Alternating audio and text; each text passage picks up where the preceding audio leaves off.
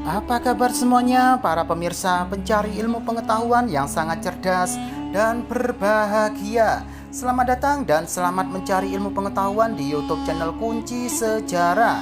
Kali ini Kunci Sejarah akan membahas mengenai sepak terjang Kim Jong Un, dijuluki Raja Bintang Pagi, akrab dengan nuklir yang bikin Amerika Serikat pusing. Berbagai laporan menyebutkan bahwa Kim Jong Un menderita sakit keras setelah menjalani bedah jantung. Tetapi para pejabat di Korea Selatan yang melakukan pemantauan mengatakan berita itu tidak benar. Lapor wartawan BBC di Seoul, Laura Baker, dengan kondisi Korea Utara yang tertutup maka tidak mungkin melakukan verifikasi terkait dengan sejumlah laporan dengan judul antara lain Kim sakit keras dan menjalani penyembuhan setelah operasi. Kantor Presiden Korea Selatan mengatakan tidak menemukan tanda-tanda khusus dari Korea Utara yang menunjukkan bahwa Kim Jong Un 36 sakit keras. Cina yang memiliki kedekatan dengan Korea Utara juga menampik kabar bahwa Kim sedang sakit keras. Kim Jong Un mengambil alih kepemimpinan tertinggi Korea Utara dengan latar belakang pengalaman politik atau militer yang minim. Kim Jong Il, ayah Kim yang kerap disebut pemimpin tersayang, sedang dalam proses penggemblengan sang anak ketika dia meninggal pada Desember tahun 2011. Sesaat setelah ayahnya meninggal, Kim muda dipuji sebagai seorang penerus yang hebat. Selang 2 pekan kemudian, dia diangkat sebagai kepala partai, negara, dan angkatan bersenjata.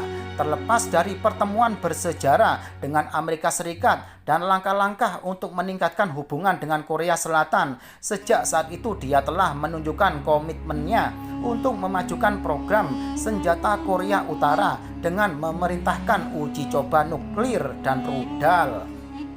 Ia juga menunjukkan dirinya sebagai sosok tanpa belas kasih dengan menyingkirkan pamannya yang kuat.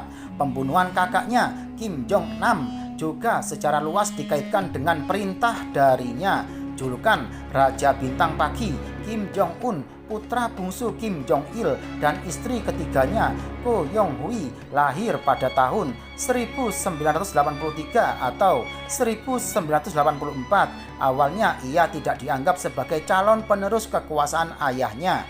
Para analis justru berfokus pada kakak dari ibu yang berbeda, Kim Jong Nam, dan kakak kandungnya Kim Jong Chol.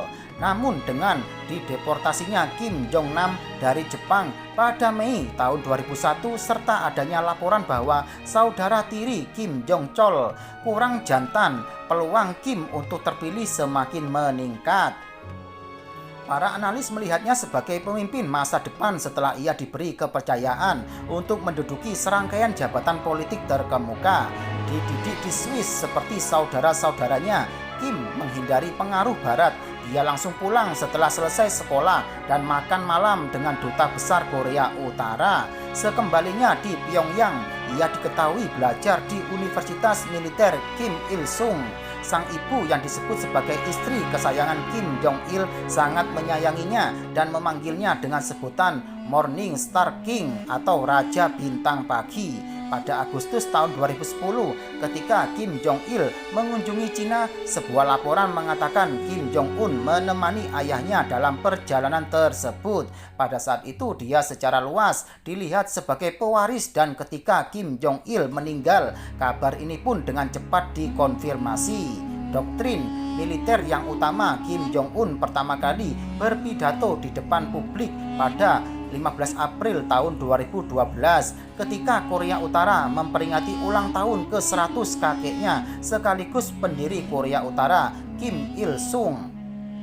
Saat itu dia memuji doktrin militer yang utama dan bersumpah bahwa era negaranya bisa diancam telah berakhir selamanya.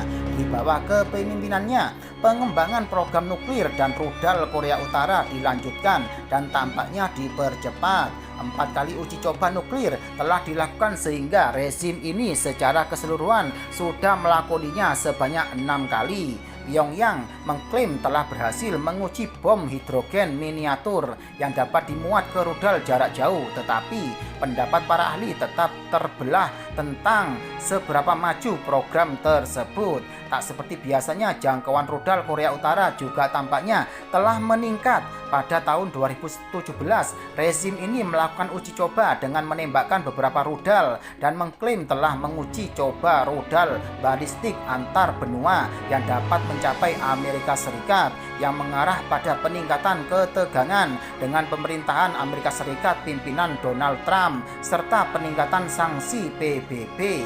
Ketika permusuhan antara kedua belah pihak meningkat, Trump dan Kim terlibat dalam perang kata-kata yang semakin berapi-api. Trump menyebut pemimpin Korea Utara itu sebagai seorang pria roket dalam misi bunuh diri, sementara Kim menyebut pimpinan Amerika Serikat itu sebagai sosok orang Amerika Serikat yang terganggu mentalnya. Namun secara tak terduga, Kim menawarkan rekonsiliasi ke Korea Selatan dalam pidatonya di tahun baru dengan mengatakan ia terbuka untuk berdialog dan mungkin mengirim kontingen ke Olimpiade musim dingin tahun 2018 Februari di Korea Selatan. Rangkaian kegiatan diplomatik bergulir yang berujung pada parade kontingen atlet Korea Utara dan Korea Selatan di bawah satu bendera dalam upacara pembukaan Olimpiade. Hal ini kemudian diikuti dengan pertemuan tingkat tinggi berlangsung antara kedua belah pihak.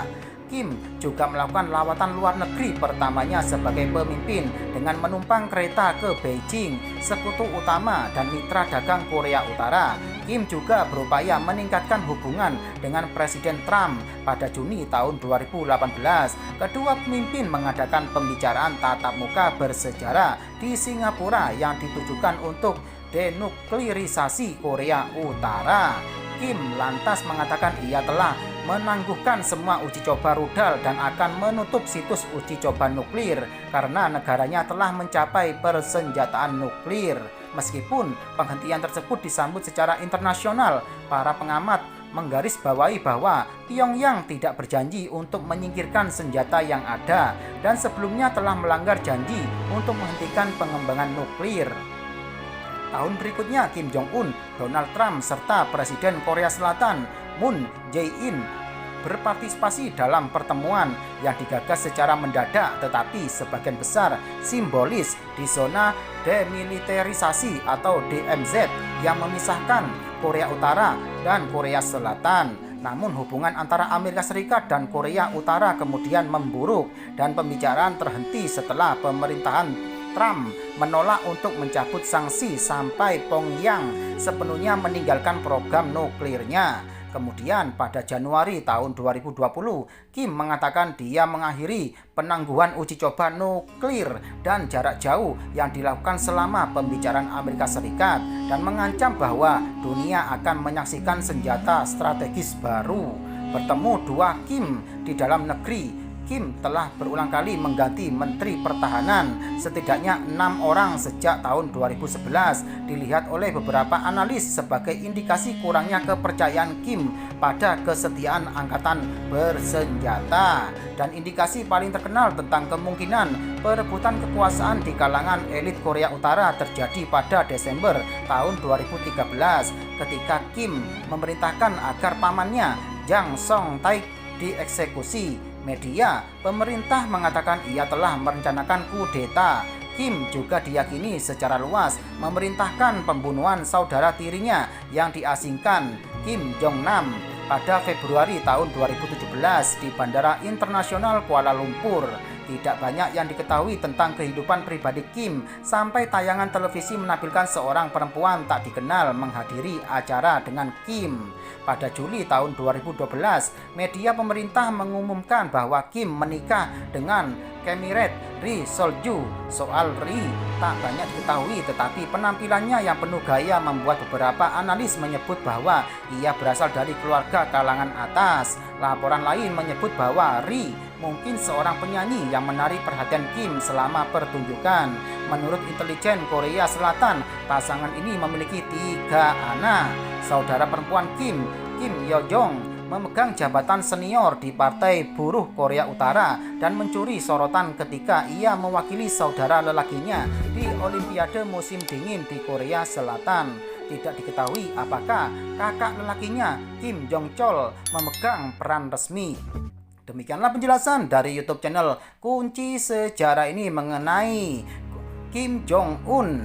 Semoga bisa menambah ilmu pengetahuan buat kalian semuanya ya. Dan jangan lupa selalu simak YouTube channel Kunci Sejarah ini setiap harinya agar kalian tidak ketinggalan informasi mengenai ilmu pengetahuan berikutnya. Sekian, terima kasih, semoga bermanfaat.